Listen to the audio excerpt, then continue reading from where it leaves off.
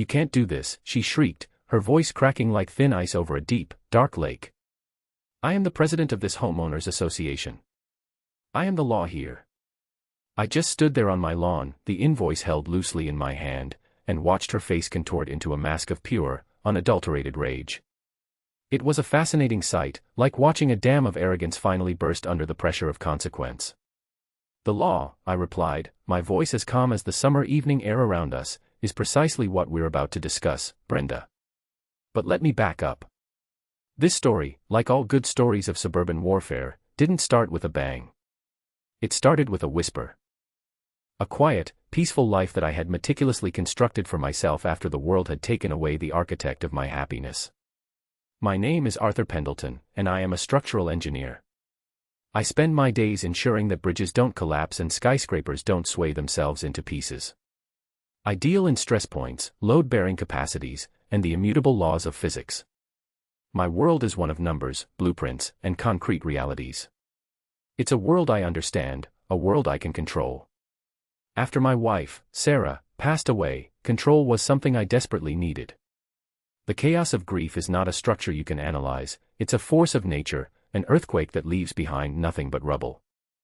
I sold our old house, the one filled with too many ghosts and too much silence, and bought a modest place in a neighborhood called Willow Creek Estates. The name itself sounded peaceful, like a gentle stream, a place where the loudest noise would be the rustling of leaves.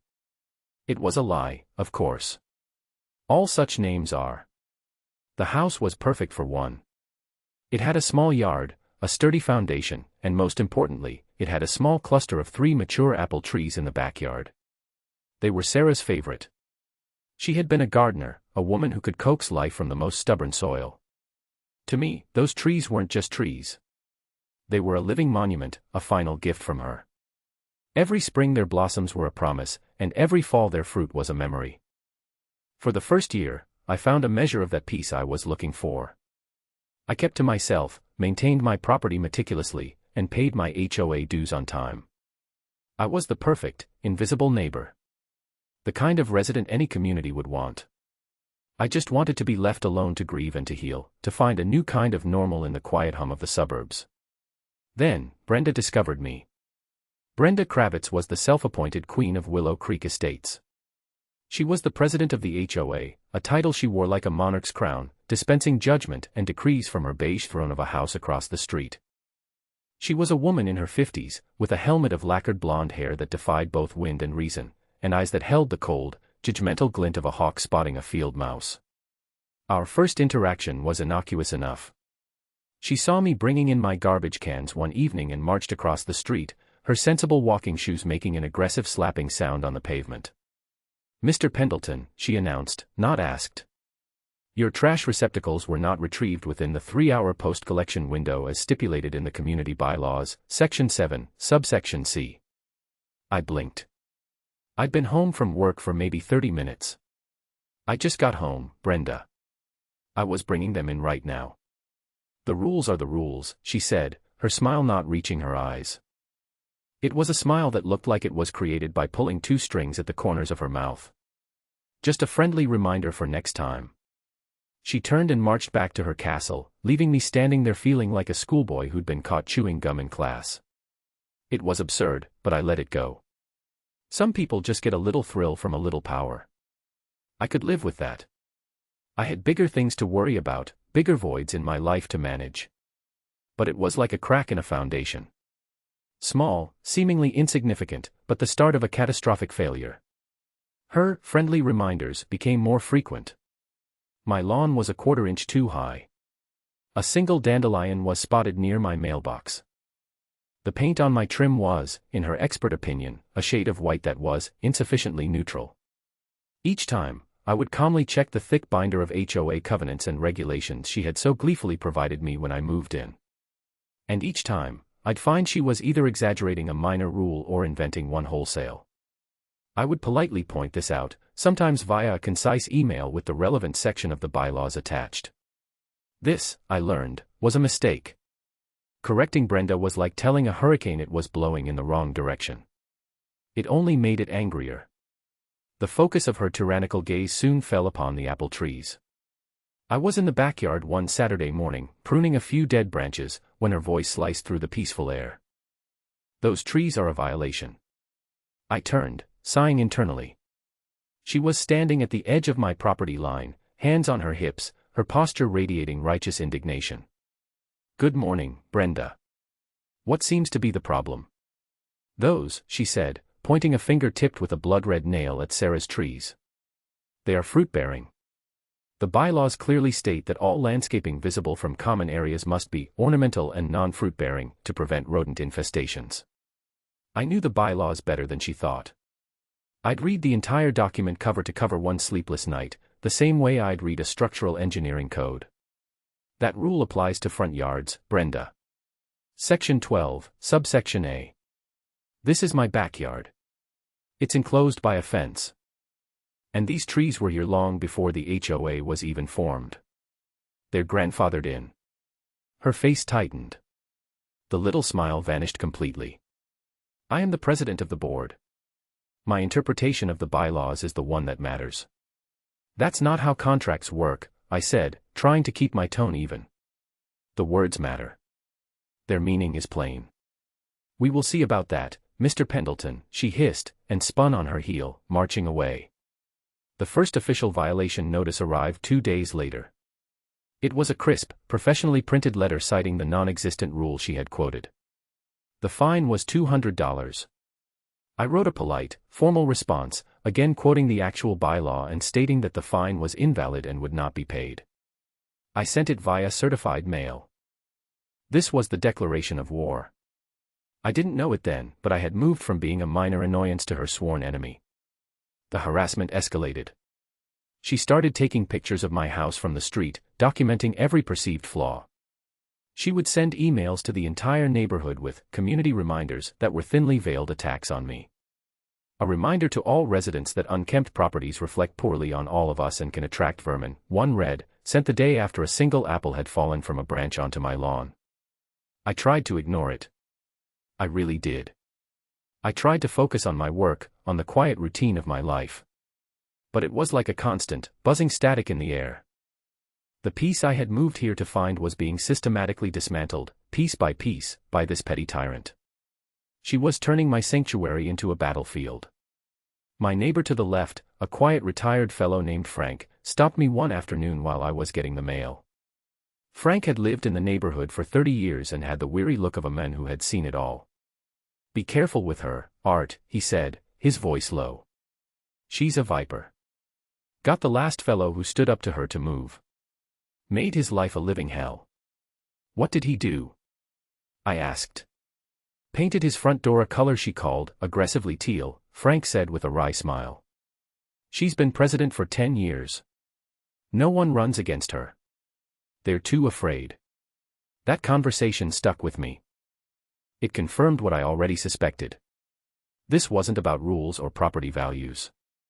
This was about power. Unchecked, absolute power in her own little fiefdom. The fines for the apple trees kept coming, each one larger than the last. I kept sending my certified letters in response, creating a meticulous paper trail. I started a new file folder, labeling it simply Brenda. It was getting thicker by the week. I thought this was a war of attrition she couldn't win. I had facts, logic, and the letter of the law on my side. What did she have? Nothing but her own inflated sense of importance. I underestimated her. I made the classic engineering mistake of assuming my opponent was a rational actor.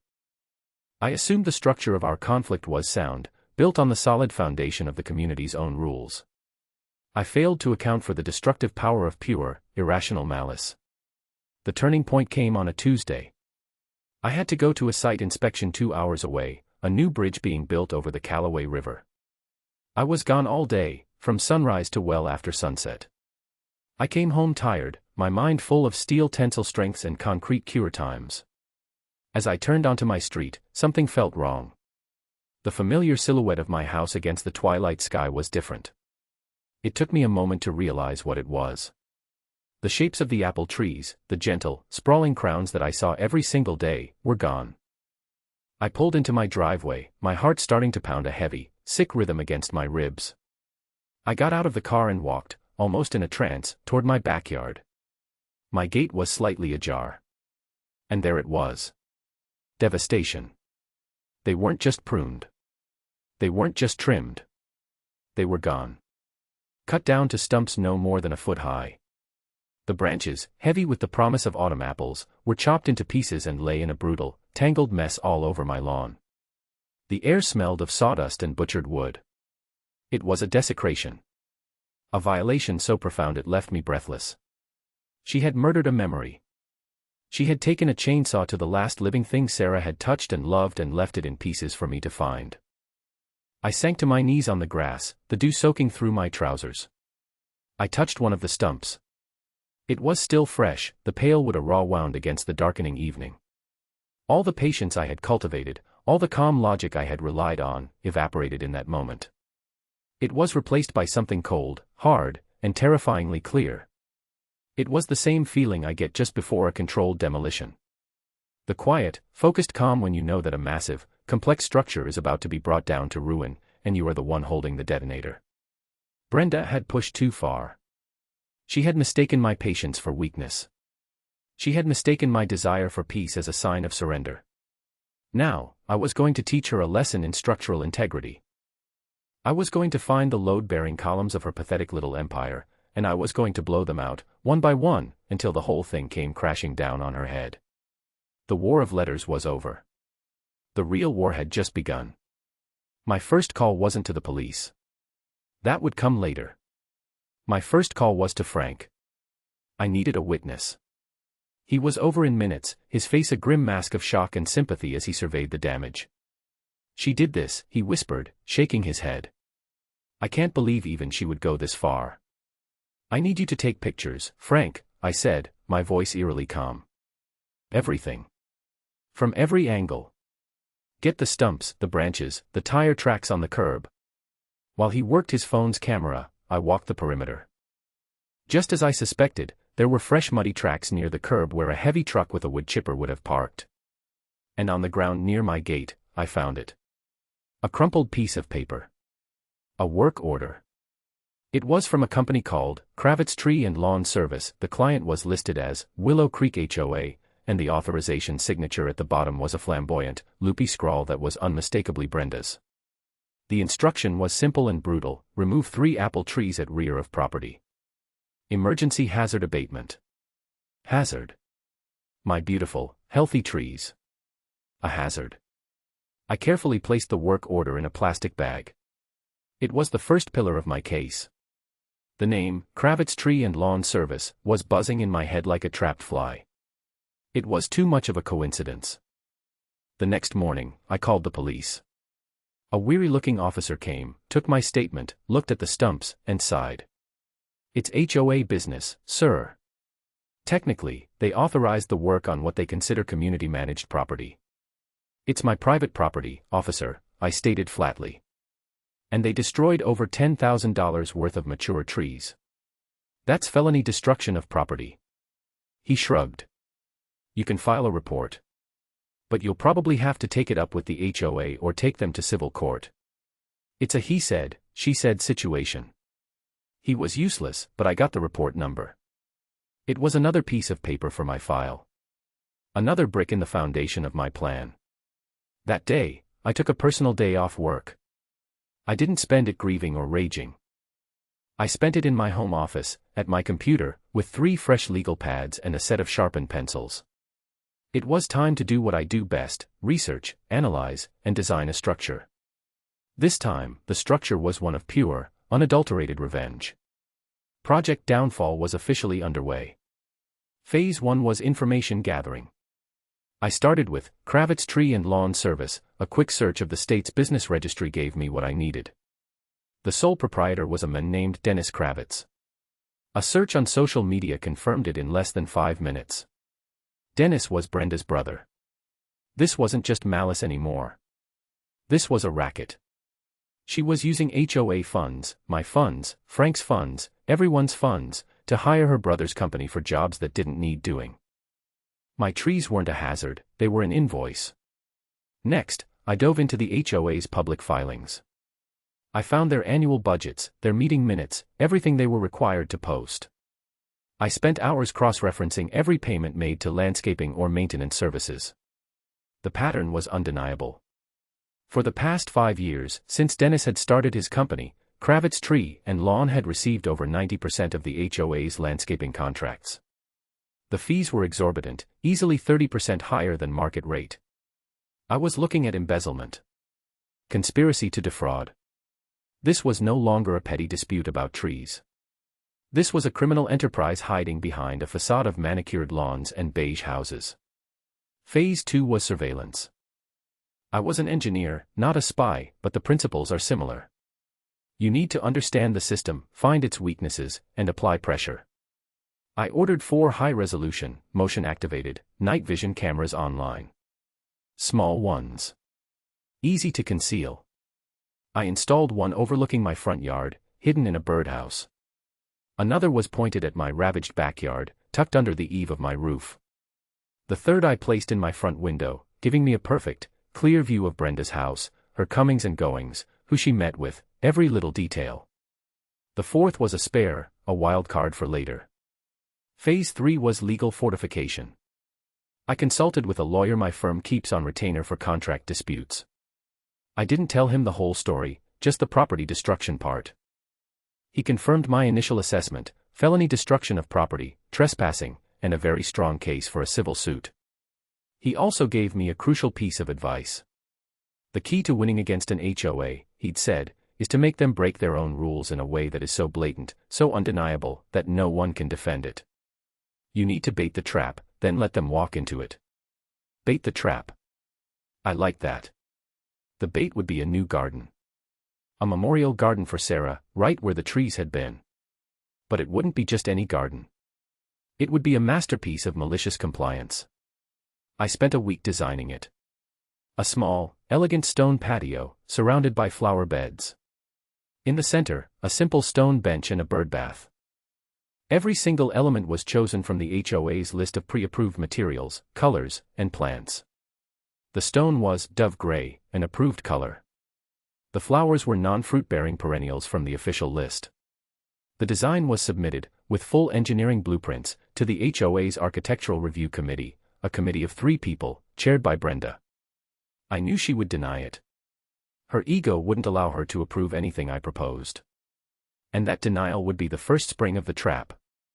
To deny a project that followed her own rules to the letter would be a clear demonstration of targeted harassment. While I waited for the inevitable rejection, I worked on the other front. The invoice. This was the poetic part of the justice. I wasn't just going to sue her. I was going to bill her. I contacted a professional arborist and a specialty orchard supplier. I asked for a full appraisal. Not for 3 decorative trees, but for 3 mature, fruit-producing apple trees of the same variety and age as the ones I had lost. The kind of trees a commercial orchard would value for their yield. The number they came back with was staggering. It included the cost of the trees themselves, the transportation of such mature specimens, the specialized labor to plant them, and the projected loss of fruit yield for the next 3 years while they settled. The total came to $32,450. I drafted an invoice on my company's letterhead. It looked cold, professional, and utterly serious. I addressed it not to the HOA, but to Brenda Kravitz, private resident. The description read, for unauthorized removal and destruction of private property, specifically 3 mature gala apple trees. At the bottom, in small, neat print, I added a line, payment due in 30 days. A monthly interest charge of 5% will be applied to all overdue balances. I printed it on heavy bond paper, sealed it in a crisp envelope, and waited. The rejection letter for my garden arrived, as predicted. It was dripping with condescension. The proposed project is excessive in scope and not in keeping with the community's aesthetic, Brenda wrote. It cited no specific rule violation. It was purely subjective. It was perfect. The time had come to spring the first part of the trap. The next HOA meeting was in a week. I prepared a small, simple presentation. I didn't need pyrotechnics. I had facts. The meeting was held in the community clubhouse, a sterile room with folding chairs and the faint smell of lemon-scented cleaner. About 20 residents were there, most looking bored. Brenda sat at the head table, flanked by her two cronies on the board, a nervous-looking accountant named Jerry and a stern-faced woman named Carol. I waded through the tedious reports on pool maintenance and holiday decorations. Finally, Brenda opened the floor for new business. I stood up. "Arthur Pendleton, 114 Willow Lane," I said calmly. "I have 2 items for the board's consideration." Brenda's eyes narrowed. "You have 3 minutes." "I'll only need 2, I replied, walking to the front. First, I submitted a proposal for a memorial garden in my backyard. It was rejected. I'd like to understand the specific bylaw that the project violates, as every single element, from the stone color to the plant species, was taken directly from the HOA's pre-approved list.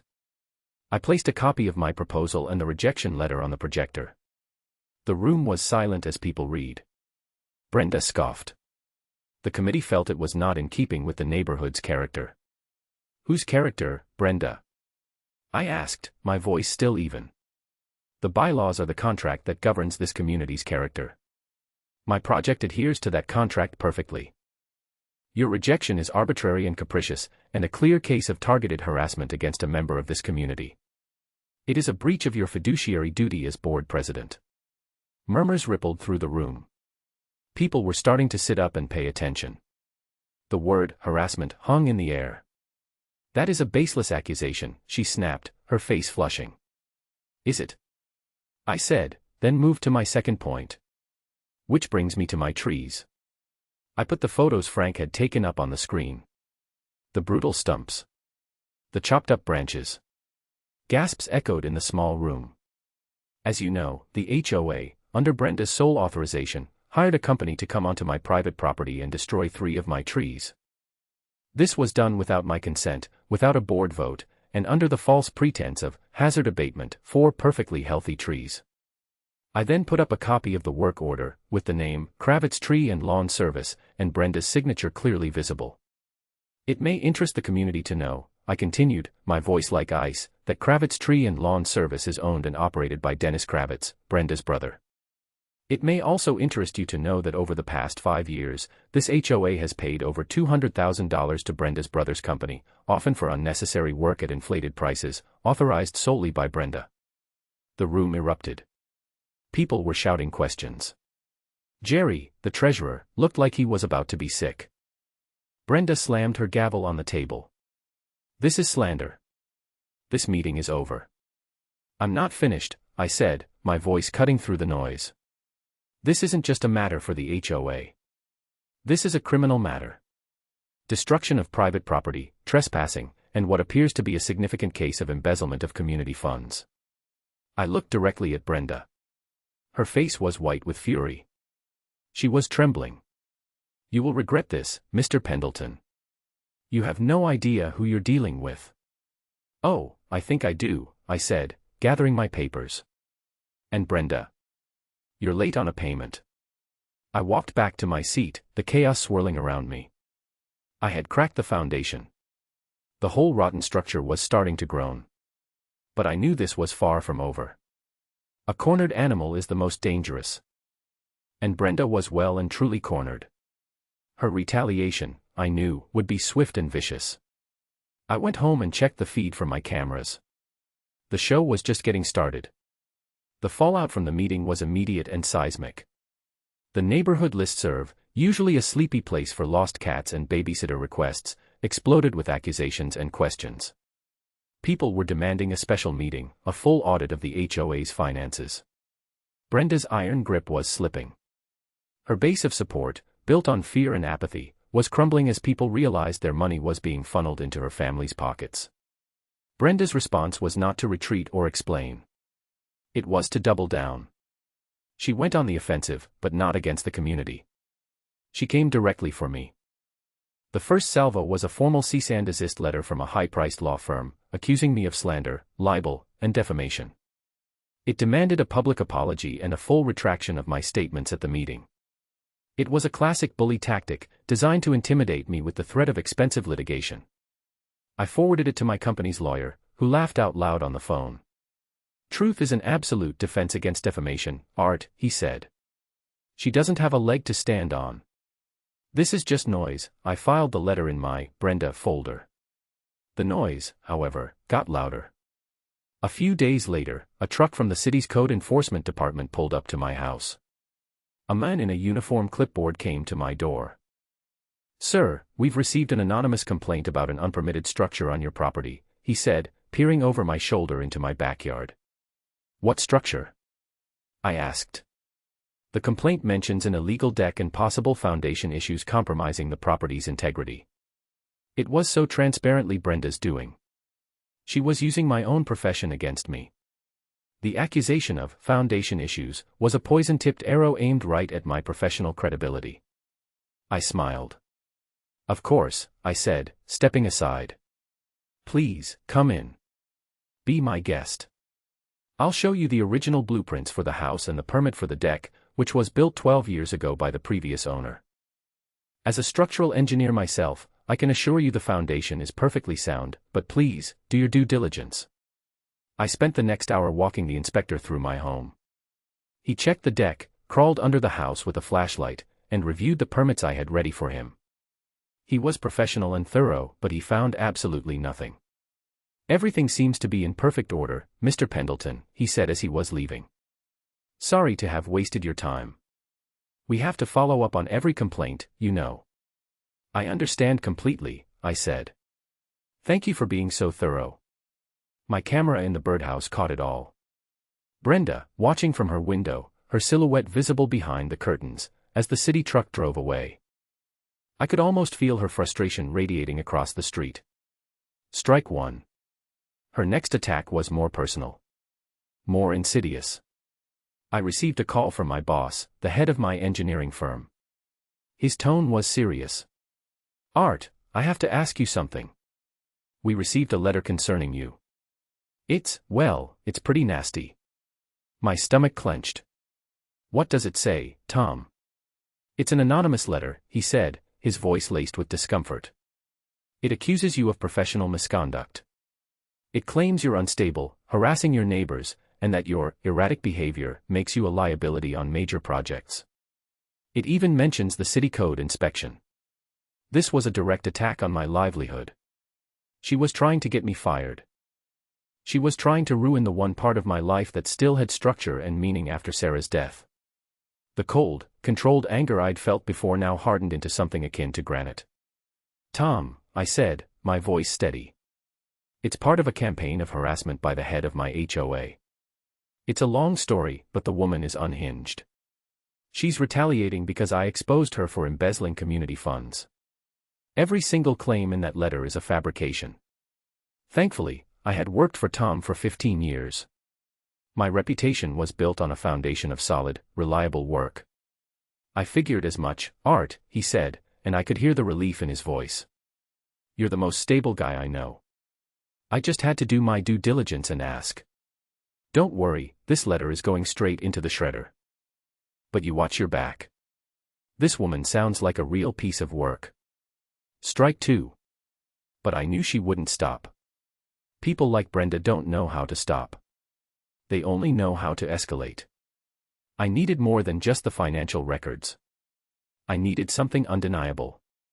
I needed a whistleblower. And as if on cue, one appeared. It was a rainy Thursday evening. I was reviewing the camera footage from the day when I saw a car I didn't recognize pull up a few houses down. A man got out, pulled the hood of his jacket over his head, and walked nervously up my driveway, avoiding the direct glare of the porch light. I opened the door before he could knock. It was Jerry, the HOA treasurer. He looked terrified. "Mr. Pendleton," he stammered, not meeting my eye. Can I come in for a minute? I can't be seen here." I ushered him inside. He stood dripping on my welcome mat, wringing his hands. "What you said at the meeting," he began, his voice barely a whisper. "It's all true. And it's worse than you think." I led him to the kitchen table and poured him a glass of water. His hand was shaking so much he could barely hold it. "Brenda bullies everyone," he said. "She controls the checkbook. She has me sign off on these invoices from her brother. I tried to question it once, years ago, and she threatened me. Said she knew where my wife worked, where my kids went to school. Said she could make life very difficult for me. The man was genuinely scared. He was a victim, trapped in her web just as I was. She's been doing more than just landscaping, Jerry continued, his voice cracking. She's been submitting fake invoices. 4 pool repairs that never happened. Clubhouse renovations that were just her getting her own kitchen redone. She has a separate bank account. A slush fund. She moves the money there. This was it. The smoking gun. Embezzlement was one thing. A secret bank account, wire fraud, conspiracy, these were the kinds of things that attracted the attention of people far more serious than the local police. Can you prove it, Jerry? I asked gently. He nodded, reaching into his jacket. He pulled out a USB drive and pushed it across the table. It's all there, he said. Copies of the fake invoices, the bank statements from the secret account, emails between her and her brother discussing how to hide the transactions. I've been making copies for years. I was too afraid to do anything with them. But after you stood up to her, I couldn't just sit back anymore. I looked at the small piece of plastic in my hand. It was the key. It was the detonator for the whole operation. You've done the right thing, Jerry, I said. And you have my word, I will not involve you unless absolutely necessary, and only with your permission. Your name will be protected. He looked at me, his eyes filled with a mixture of fear and gratitude. Just bring her down, Mr. Pendleton. Please. For all of us. After he left, I plugged the USB drive into my computer. It was a treasure trove of criminality. Meticulously organized, Jerry had laid out a case so clear and damning that a first-year law student could win it. The emails were the most shocking part. Brenda and her brother, Dennis, spoke with a casual arrogance about their scheme, mocking the idiot residents who were funding their lifestyle. In one email, Brenda wrote, "That engineer Pendleton is getting nosy about the apple trees. I think it's time they became a hazard. We need the cash for the down payment on the lake house." There it was. A direct, premeditated conspiracy to destroy my property for financial gain. My personal grievance and her larger crimes were inextricably linked. My plan had now entered its final, most critical phase. This was no longer about HOA meetings or civil suits. It was time to involve higher authorities. The next morning, I compiled everything I had, my photographs, the original work order, the city inspector's report, the threatening lawyer's letter, the anonymous letter to my boss, and the entire contents of Jerry's USB drive. I organized it all into a neat, indexed binder, complete with a table of contents and a summary of offenses. It looked like a structural analysis report. I didn't go to the local police. I went to the district attorney's office, to their economic crimes division. I made an appointment and sat down with a sharp, no-nonsense investigator. I walked her through the entire story, from the first garbage can incident to the contents of the USB drive. I didn't editorialize. I just presented the facts, one after another, like laying bricks. She listened patiently, her expression unreadable. When I finished, she took the binder and spent 20 minutes silently flipping through it. Finally, she looked up at me. A slow smile spread across her face. "Mr. Pendleton," she said. "You've done our job for us. This is one of the most well-documented cases of fraud I've ever seen. We'll be opening a formal investigation immediately." "What happens now?" I asked. "Now," she said, her smile turning predatory, "we let her build her own cage. We'll get a warrant to monitor the accounts Jerry identified. We'll let her keep thinking she's in control. And when she makes the next big transfer, we'll have her. Just keep your cameras running. And let me know if she escalates."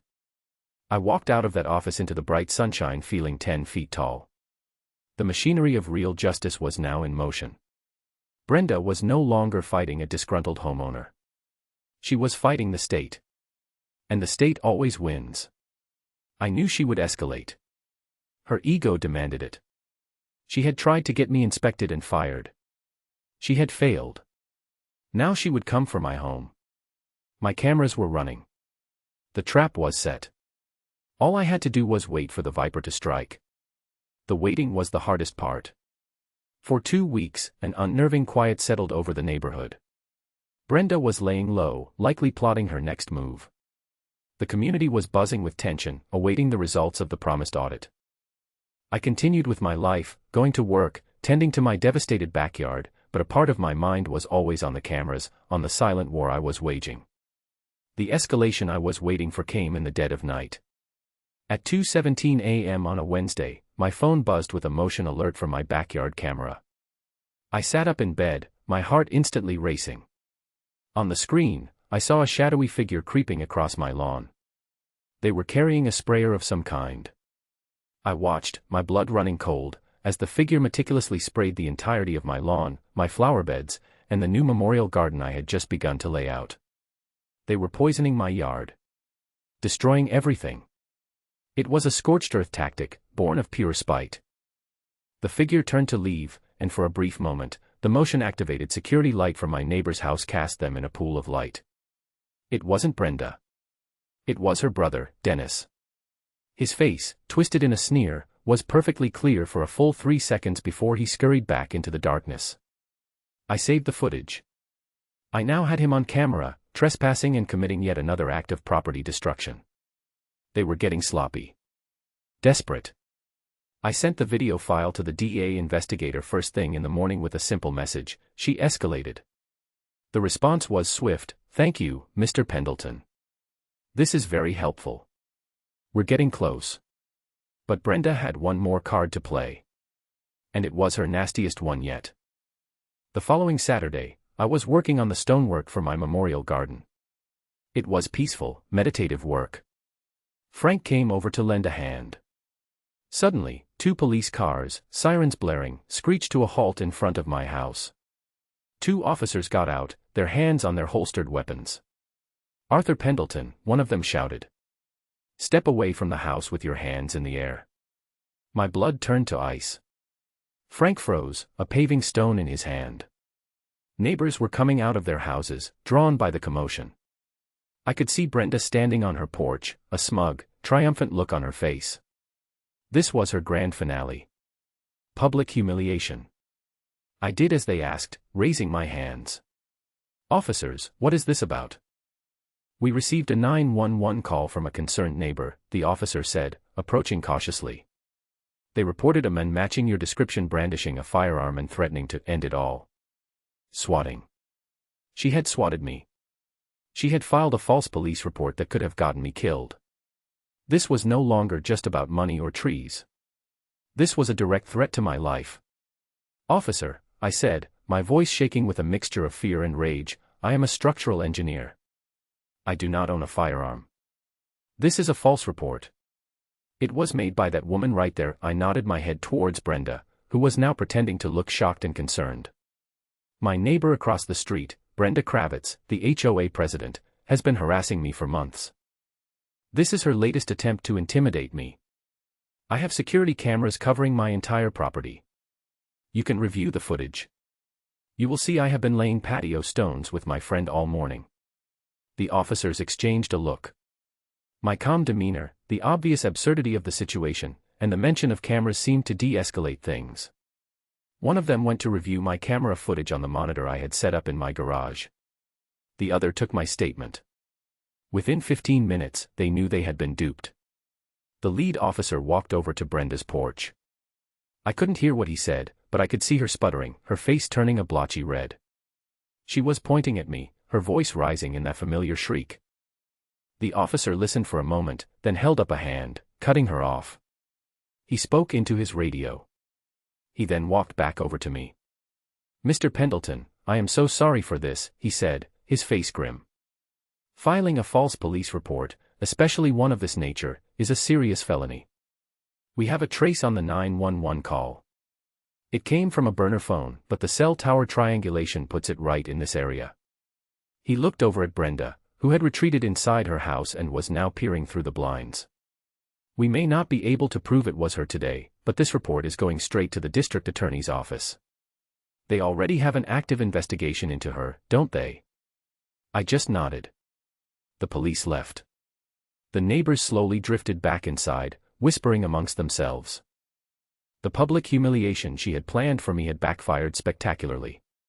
She had revealed herself as not just a petty tyrant, but a dangerous, unhinged criminal. 2 days later, the call I had been waiting for came. It was the DA investigator. She did it, the investigator said, a note of triumph in her voice. She transferred $50,000 from the HOA reserve fund to the secret account this morning. We've got her. Warrants are being signed as we speak. What's the plan? I asked. The residents have called a special meeting for tomorrow night to demand her resignation and a full audit, right? She asked. That's right. 7 o'clock at the clubhouse. Perfect, the investigator said. Let the meeting proceed. Let everyone have their say. We'll make our entrance at 7:30. It's always better when there's an audience. The final showdown was set. It was time for the controlled demolition of Brenda Kravitz. The clubhouse was packed. Every seat was taken, and people were standing along the walls. The air was thick with anger and anticipation. This wasn't the usual board group of 20 residents, this was the entire community, united for the first time against a common enemy. Frank sat beside me, giving me a reassuring nod. Brenda sat at the head table, but her usual regal confidence was gone. She was flanked by her 2 board cronies, but even they seemed to be keeping their distance. She looked pale and drawn, her helmet of hair slightly askew. She banged the gavel, but the room barely quieted. This special meeting is out of order, she began, her voice strained. But in the spirit of community transparency, I have allowed it to proceed. A man from the back shouted, "We're not here for your transparency, Brenda. We're here for our money. We demand a full, independent audit." A chorus of agreement rose from the crowd. An audit has been scheduled, she lied, her voice cracking. Now, if there are no other legitimate concerns. That was my cue. I stood up, holding a single folder. The room fell silent. All eyes were on me. "Brenda," I said, my voice calm and clear, carrying across the room. "It's a little late for audits." I walked to the front, not to the projector this time, but to the center of the room, so I was facing both her and the community. For months, this woman has terrorized me. She illegally destroyed my property. When I questioned it, she tried to intimidate me with lawyers. She filed false reports with the city to damage my home. She sent an anonymous letter to my employer to try and get me fired. With each point, a wave of murmurs rippled through the crowd. Brenda was shrinking in her chair. 2 nights ago, I continued, my voice hardening, she escalated. Her brother, Dennis Kravitz, was caught on camera trespassing on my property in the middle of the night, poisoning my lawn and the memorial garden I was building for my late wife. A collective gasp went through the room. This was new information to them. And yesterday, I said, turning to look directly at Brenda, who was now as white as a sheet, she committed a felony. She called 911 and reported a fake incident at my home, a dangerous act known as swatting, which could have resulted in my death. She did this to publicly humiliate me and to silence me. Lies, she shrieked, finding her voice. All lies. He has no proof. Oh, but I do, Brenda, I said quietly. I have proof of everything. I have video footage. I have documents. I have the sworn testimony of a whistleblower from inside this very board. Jerry, sitting in the front row, squared his shoulders. But all of that, I said, letting the suspense hang in the air, is just the appetizer. The main course is the fraud. I opened the folder. I have your bank statements from an undeclared account. An account where Brenda Kravitz has been siphoning our dues for years. An account she used to pay for her vacations, her kitchen remodel, and a down payment on a lake house. I have copies of the fake invoices she used to do it. And I have the emails between her and her brother, planning it all. I turned to the community. She didn't just cut down my trees for spite. She did it to generate a fake invoice for her brother so she could steal your money. She has stolen, by my conservative estimate, over $300,000 from this community. The room exploded in outrage. People were on their feet, shouting, pointing at Brenda. She was cornered, trapped, the weight of her crimes finally crashing down on her. And then, right on cue, the doors to the clubhouse swung open. 2 uniformed police officers and the lead investigator from the DA's office stepped inside. The room fell into a stunned silence. The investigator walked calmly to the front of the room. Brenda Kravitz, she said, her voice official and cold. You are under arrest for multiple counts of felony wire fraud, embezzlement, conspiracy, and filing a false police report. Brenda stared at her, her mouth opening and closing like a fish. The color drained completely from her face. The structure had failed. The collapse was total and catastrophic. One of the officers stepped forward with handcuffs. That's when she finally broke. No, she screamed, a wild, animal sound. You can't. It was him. He set me up. That bastard Pendleton. He's the criminal. She pointed a trembling finger at me, her eyes wide with madness. The officers took her by the arms. She started struggling, thrashing like a wild animal. I'll get you for this, Pendleton, she shrieked as they pulled her from her chair, her final, impotent threat echoing through the silent room. You'll pay. You'll all pay. They cuffed her and led her out of the clubhouse, her screams fading down the hallway. The investigator then turned and addressed the stunned room. Dennis Kravitz was taken into custody at his home 30 minutes ago. The district attorney's office will be in touch with the new board to discuss restitution of the stolen funds. Good evening. And with that, she too was gone. The room was silent for a long moment. Then, someone started to clap. Then another. And another. Soon the entire room was filled with applause. Frank slapped me on the back, a huge grin on his face. Neighbors I had never even spoken to came up to shake my hand, to thank me. The reign of Queen Brenda was over. The aftermath was swift and decisive. With Brenda and her cronies gone, a new HOA board was elected. Frank, reluctantly, agreed to be the new president. The first order of business was to hire a forensic accountant, who confirmed my numbers were, if anything, conservative. The total theft was closer to $400,000. The second order of business was a formal, written apology to me from the HOA, along with a check for the full $32,450 to replace my trees, plus interest. They even tore up the rejection of my garden plans and approved them unanimously. Brenda's fate was a matter of public record. Faced with the mountain of evidence I had provided, she and her brother both took plea deals. Dennis got 2 years in state prison. Brenda, as the mastermind, got 7. The lake house was seized. Her home in the neighborhood went into foreclosure to pay the court-ordered restitution to the HOA. Her pathetic little empire was reduced to dust. Life in Willow Creek Estates changed overnight. The oppressive atmosphere of fear lifted. People started talking to each other again. A new set of bylaws was drafted, based on common sense and mutual respect, not on the whims of a petty tyrant. The neighborhood started to feel like the peaceful sanctuary I had hoped it would be. I finished the memorial garden for Sarah. The stone patio was smooth underfoot, and the new flowers bloomed in a riot of color. In the center, where the stumps had been, I planted 3 new apple saplings. They were small and delicate, but they were full of promise. A few months later, I received a letter in the mail. It was a postcard from a state correctional facility. The handwriting was a jagged, angry scrawl. It was from Brenda. It contained only 4 words, "It's still your fault." I smiled.